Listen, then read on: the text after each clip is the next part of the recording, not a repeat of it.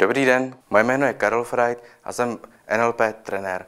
Jako malý jsem měl určitou touhu v sobě pomáhat druhým lidem řešit jejich situace a pomáhat jim cítit se trošku líp. Jednoho dne jsem se dostal taky na střední zdravotnickou školu, kterou jsem vystudoval, a následně jsem pracoval v nemocnici. Pomáhal jsem lidem s jejich životníma situacemi a řešili jsme v tu chvíli následek nějakých příčin. Ale uvědomil jsem si určitý čas, že není důležité řešit jenom ten následek, ale i příčinu. Tyto metodologie, které tady jsou pro každého z nás a pomohly tisícům lidí po celém světě, řeší vzorce chování, které si neseme z minulosti a věci, které nás nějakým způsobem ovlivnily. Já sám jsem využil tyto techniky a metodologie a vyřešil jsem si svoji minulost.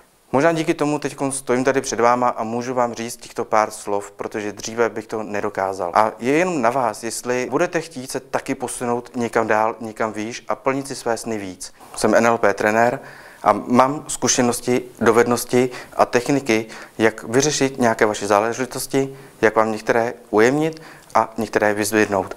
A můžu být tady i pro vás, když budete chtít.